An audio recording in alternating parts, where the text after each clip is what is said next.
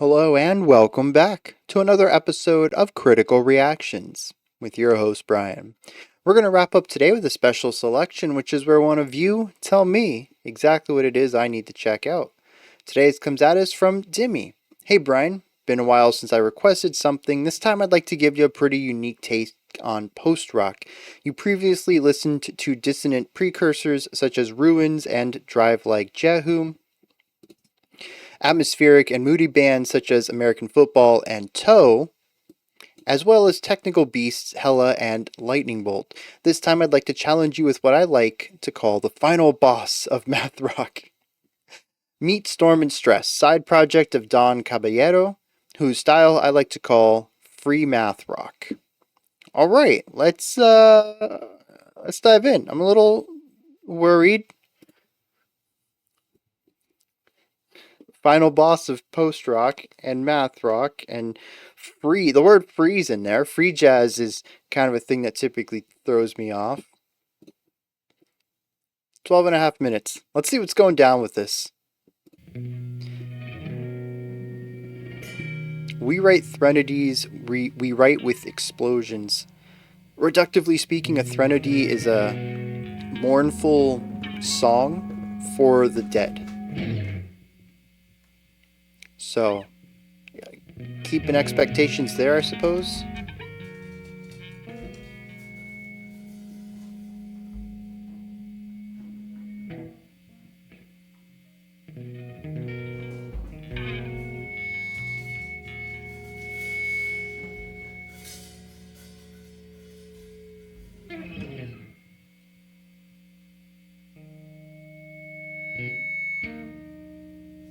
It's the jam, though we've done nothing wrong yet. It's the truth. Once between the dots, snap at points when you cross, and you feel loud, and our sound invisible.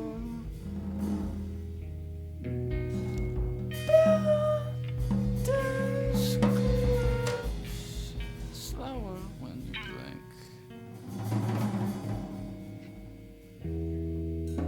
You're an electronic girl, and I'm a rock guy. I don't think we have a chance.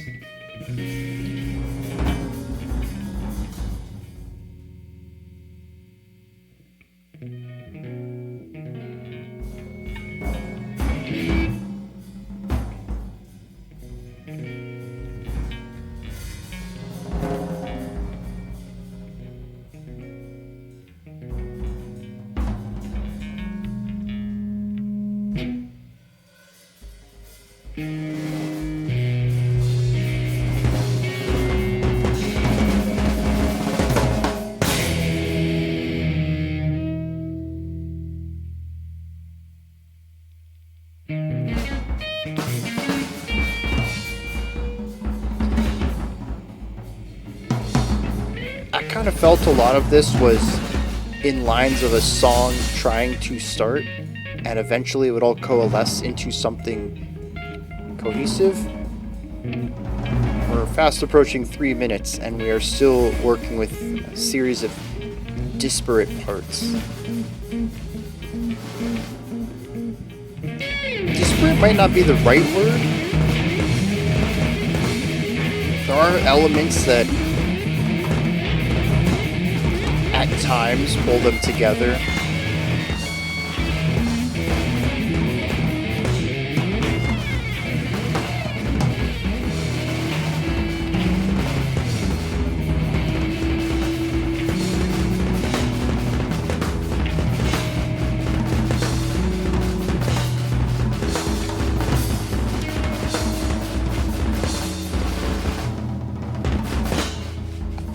I do envy the ability to do this, though.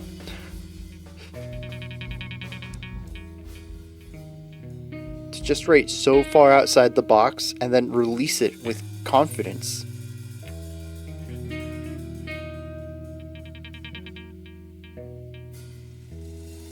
Like this part it's a bit more palatable. I can kind of see how it's just a quiet moment, but that chaos in the last section.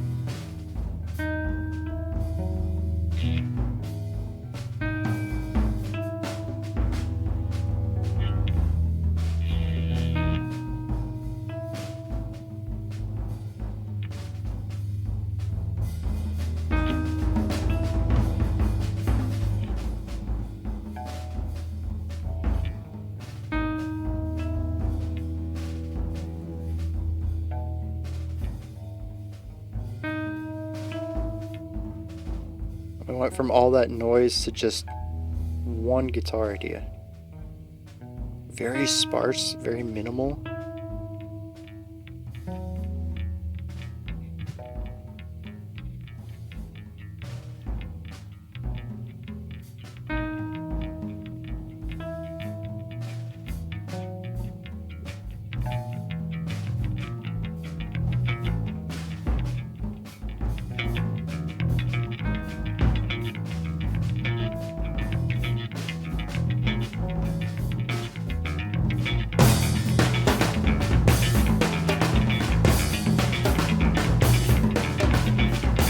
So the bass leads us into this, but the guitar is still over in its corner, sulking.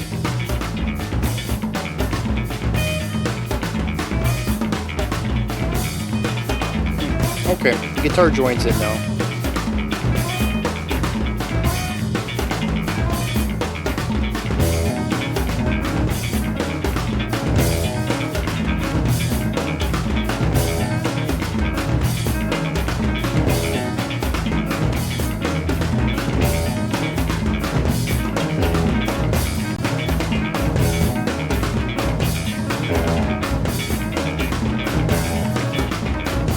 Well, it's cohesive. It's very repetitive, though. We do have an accelerando going on, though.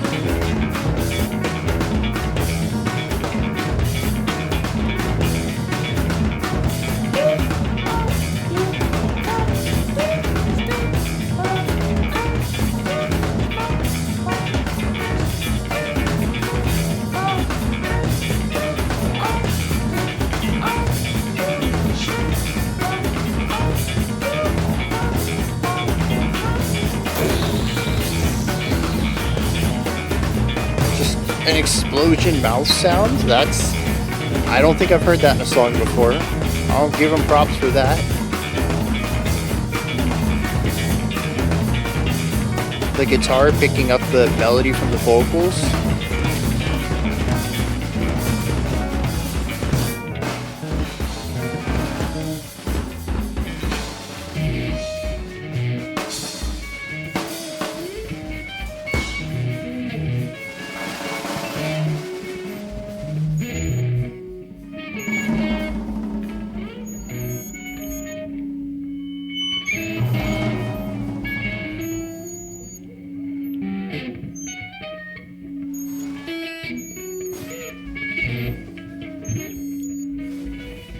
want like that high pitched feedback.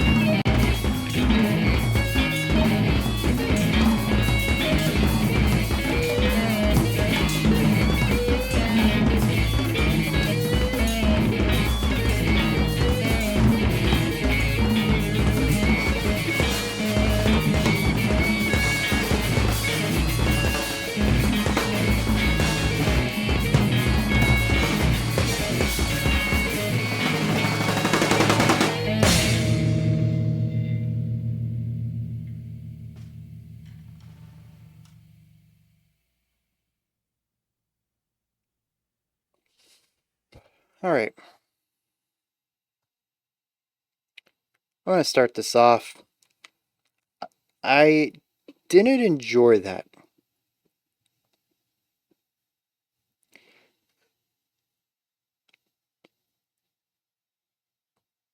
It's abstract art.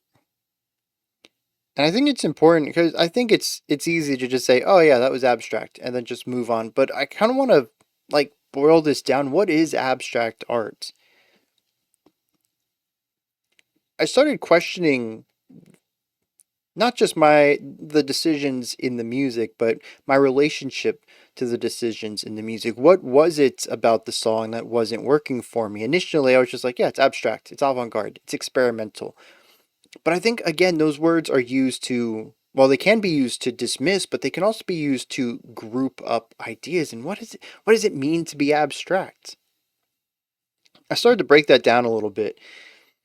I think the general idea behind music like this is that the reason I can do what I do is because I understand music theory, which is honestly just observational data. Music theory is just looking at music across the ages and say, oh, in this era, they did this specific stuff and it made people feel this specific way, and we should give those techniques names. Art in general is subjective. You can't really put rules on what makes good art, but we can group up patterns, things that we see recurring through art. This is how we end up with something like functional harmony, which is a way of giving specific chords in a key function, whether it directs us somewhere or if it feels like the end of a journey. We can say if we have this key, then these specific chords are going to be directive. They're going to point us somewhere else. These specific chords are going to be stationary. They're going to feel like they want to be there. And we can look at this as chords that lead us to chords that want to stand still. And this gives us rising tension and resolution. But I think part of that just came through how we reacted to music. I don't necessarily know if that's an innate element of chords.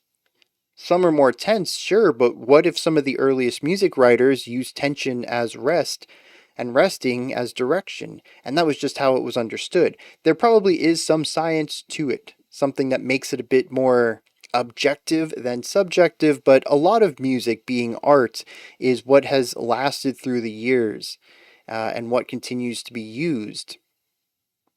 It's one of the reasons why I always sat up here and said that, musical concepts are just tools in a toolbox. There's no right way to use them. There's just ways that have traditionally been used that you can follow up on. Abstract art is just the opposite of this.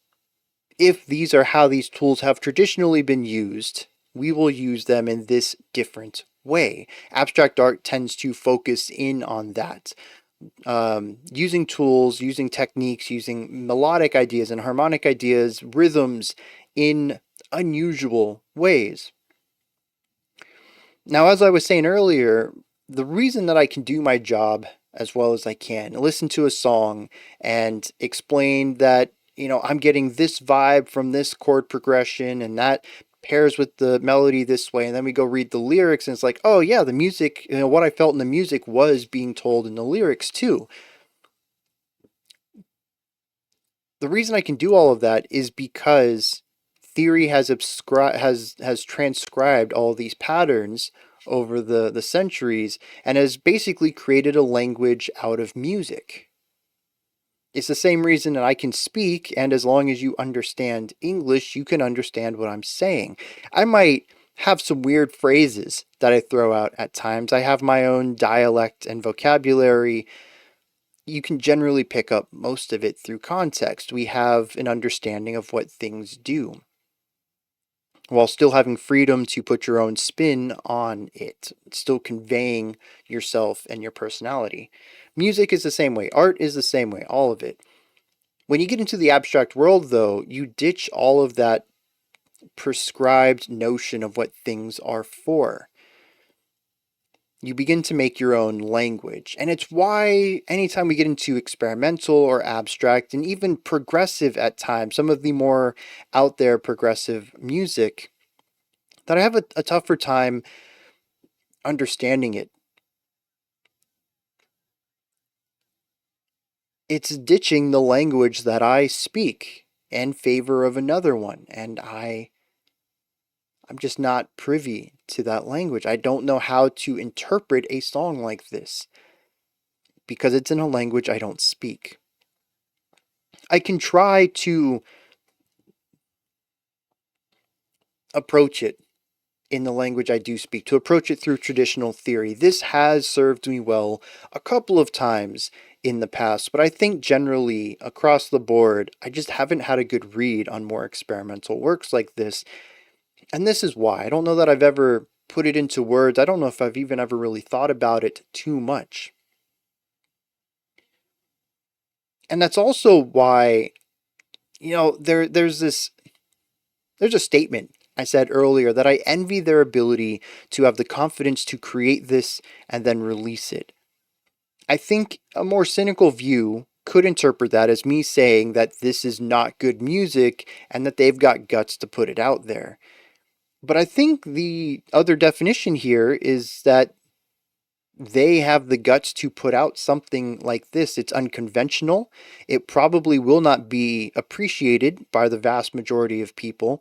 Um, it certainly will not be a popular release hitting the top of the Billboard list or something like that. But what I find more interesting about it through the lens of what abstract art is in comparison to, um, music theory, going back to the language idea, this is like releasing a book in a made up language. You're not just putting your story out there, you're putting it with a massive barrier to entry while also, I think personally, putting more of yourself into it. You're showcasing more to the audience of who you are. You're being more vulnerable than an artist. Nah, that's too much of a blanket statement. There is a possibility that you're putting more of yourself into it, that you're making yourself more vulnerable than an artist who uses a language that everyone uses. For instance, releasing a novel in English, because the language that you use says a lot about you as well. And if you're going to make up a language, the rules of the language are going to say a lot about you too. It's something that you can't necessarily pull from an already created language. Something like English, like I mentioned, does allow for personality. The words that you use, the phrases that you use, any sort of fun made up words that you use. Dr. Seuss is a very different vibe than, Tolkien, right? A lot of that comes down to language. Um, but as long as you kind of keep a more clinical usage of language, there's not a lot to read through the words itself. Your personality, who you are, doesn't really get baked into it much. It's really more about the story at that point. There's less of an element of you in it. You're less vulnerable through your art. Here, though, I find Storm and Stress to be in a very vulnerable position. They've not only created art, but also a language. I think this music says a lot about them that I would not be able to feel. I was going to say interpret, but I can't say that I really understand it. But I feel more about them through this music because they've chosen to go down a different path, to not use a lot of traditional theory in it. And that takes a lot of guts to put more of yourself in your art, to put up this barrier of entry that's higher than most music out there, to just be so unapologetically yourself. This section right here, this part of the video, it's about Storm and Stress, sure, but I think it's about a lot of just experimental avant-garde groups out there. I do find it really impressive and sort of envious that they can do this, just push music in this direction. If I made something like this, it would have to go through so many more layers of iteration. I'd be cleaning it up, polishing it up, getting rid of the rough edges. I just don't think I could make experimental music like this. I envy that. I really do. And I think a part of what I envy isn't necessarily that they can do this, but it's that they understand this in a way that they feel it's complete. It's once again just having a really strong understanding of who you are and allowing that to be in your music in a way that you're happy with. And I think a lot of artists can look up to a release like this, even if they don't get it through that lens. What do I get in that song, though? We've kind of talked like very macro level things here. Let's get down into some of the nitty gritty of the music.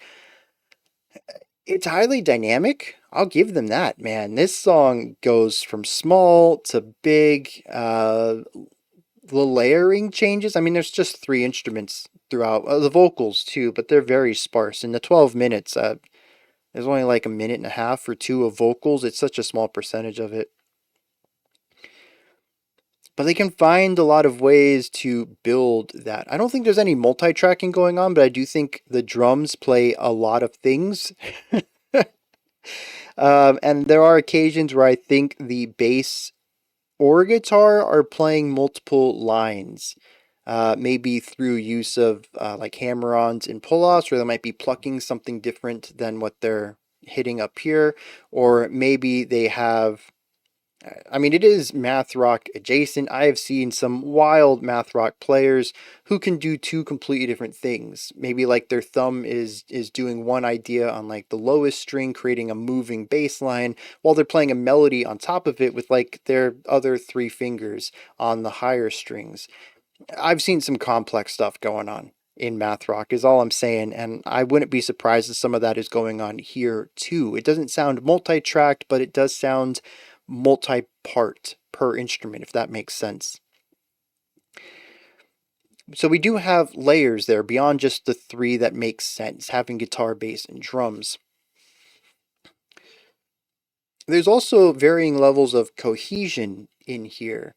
There are times when it feels like all three instruments are doing their own thing, and other times where they, in a soft way, come together, such as near the beginning in that first big explosive part where they all accented beat one together before kind of fizzling out to their own ideas for the next three beats and then landing on one again. I say one and then the next three as if there's 4 beats per bar here. Honestly, I have no idea what the time signature is. I defaulted to 4/4, but I honestly don't know. This could be in free time and just entirely felt through expression and emotion. I'd have to go back and listen to it. I was focusing on other things, trying to get an emotional read on it, as well as listening to individual ideas more so than seeing how it all fit together temporally. Speaking of tempo, there are shifting tempos in here. It slows down at times. We did have that accelerando, although I actually don't know if that was a pure tempo increase or if they just increased the frequency that they were doing things. Which kind of sounds like the same thing, but it's just that instead of doing this one lick every two temporal functions, just 2 beats, right? So you do the 2 beat thing, and then you wait 2 beats, and then you do two. Now you just do it every two, right? You're doubling it up. It feels faster. I think there was a gradual increase into that, but it felt like we hit double time way before we could have ever hit double time. So I don't know. There was definitely an accelerando, but I think it was also paired with a harsh tempo shift as well that felt like double time, which means the tempo doesn't actually need to change at all. A lot of that's just for on paper. I think when you're listening to it, there's definitely temporal changes. And I think honestly, that's all I should land on there. I don't think we need to go into anything else because that's just like sheet music nitty gritty notation. It is dynamic though. And I think that's my big takeaway on this. What I love about it most is that it moves, it evolves, it changes sonically, atmospherically. It's never quite happy sitting in one idea for a long time, which is sort of what I fear about post rock. I think post rock does a fantastic job at capturing emotion, but the genre as a whole, especially looking at more of the cookie cutter style of post rock, which feels weird to say. I feel like there isn't really a cookie cutter style of post rock, but the underlying compositional foundation to post rock is the slow burn, sitting within one idea for an elongated amount of time and fully flushing it out, but allowing that moment to hang 3, 4, 5 minutes at a time. It's not totally repetitive, but it's usually very slowly progressing. And this, I mean, yeah, there were definitely some moments where they just kind of stuck with an idea for a while, but on the whole, I think it was constantly figuring out what it wanted to change and enacting those changes. It feels like a song that's constantly a metamorphosis despite kind of doing the same thing all the time. It's always in a subtle shift, subtle change. And I appreciate that about it. It could have been very static in a lot of ways, and it chose not to. But again, like I said, there's certainly some places in here. There is that two beat guitar thing. It was like two notes and then just nothing for like 10 seconds and then two notes. And the guitar did that for like 3 minutes. It definitely started to get uh, a little repetitive for me. On the topic of dynamics, one thing that I think they do very well is large, big chaos versus small, vulnerable isolation almost. There's moments when it feels like the entire band comes together for these big explosive parts, everything together, so many layers, really going for big, not really bombastic, just explosive sounds. And moments later, that'll all dissipate into like these quiet little something over there, and the drums just, barely getting a snare roll going on. Really just kind of feel this noise, like a white noise floor rumbling. And then the bass is on the other side over there, just kind of, I don't know, plucking away at something. Everyone just kind of trying to figure out where to go, all on their own, but they will collectively come back together for a really big part. This movement between isolating small parts and chaotic layered large parts, I think, is the driving energy behind this. It's interesting to listen to, even though I don't get it, even though it's tough for me to appreciate it, honestly, even though it can sound noisy and just sound at times. I do appreciate their ability to build and grow and shrink and move the song to take it to a variety of different places. There are some places that don't work. The aforementioned section where the guitar just kind of does those two notes for a while, but we did have a sound toward the end of the track that just did not work for me at all. A high pitched, whining feedback siren type thing. While most of the song left me scratching my head, I wouldn't find really any of it too abrasive. I didn't dislike my time with it, but that one tone had me turn the volume down on my end by half. I did not like that. It was painful to listen to. I will never understand that. Well, from an artistic perspective, shrill, painful, high pitched stuff I get from an artistic perspective. But I don't think I could ever allow myself to put something like that in my music, knowing that someone would listen to it and it would be physically painful for them, where they would have to either turn it off or turn the volume down or something to reduce that pain. It to me it crosses a line, and maybe the people part of this project just maybe it doesn't hurt their ears. Maybe they don't know that that's a thing. I suppose you can't correct something or avoid something that you're not aware of it being a problem. I don't want to put any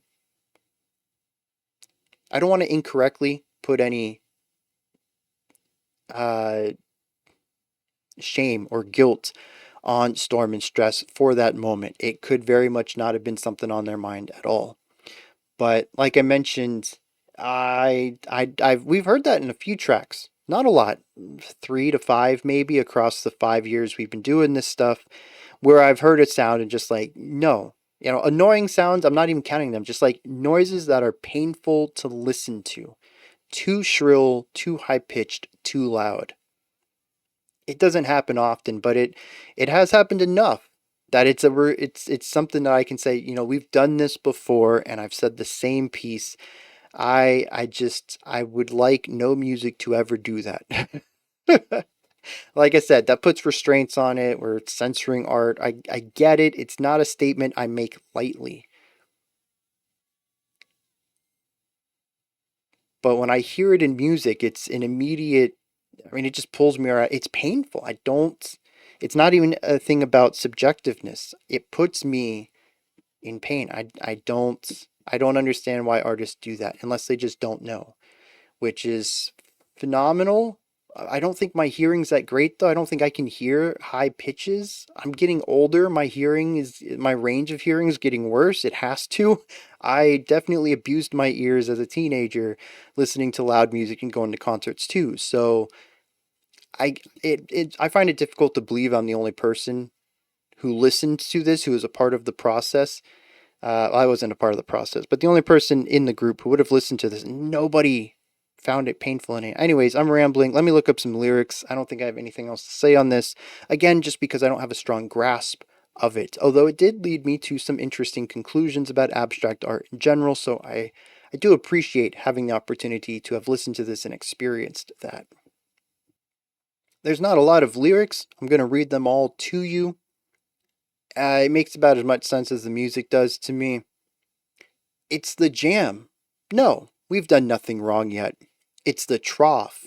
Wash between the dots. Snap a point when you cross. And you feel learned, and I sound invisible. Buildings collapse slower when you blink. You're an electronic girl. I'm a rock guy. I don't think we have a chance.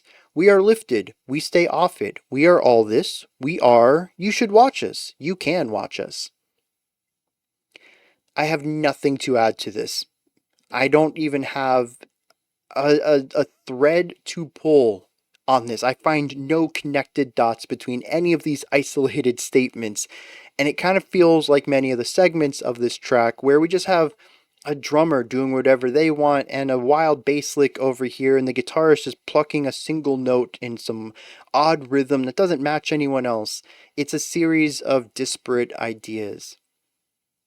I would really love for somebody to be like, actually, dude, all this comes together under this metaphor. I really want that to happen, but I can't perceive that future. I really can't. This is so far beyond my understanding. Like I mentioned, in a lot of ways, it feels like the music, and that creates a rather cohesive artistic experience for me. But these are my thoughts on Storm and Stress. We write Threnodies. We write with explosions. Let me know what you thought. Is there anything that stood out to you? Anything that you would like to add on to what I said or correct me on? Maybe you have your own thoughts, interpretations on this. All of that, man. Just put it down in the comment section. Let me know what's going on. That wraps it up for today. I'll be back tomorrow, 5 p.m. Eastern Standard Time, 10 p.m. UTC. I forgot to do the thing also, link tree in the description. You can find a bunch of cool stuff in there, ways to support the channel. Like, subscribe, ring the bell, all that stuff. Until next time, remember to be critical, not cynical, of the music you listen to, and have a fantastic morning, afternoon, or evening, whenever you choose to watch my videos.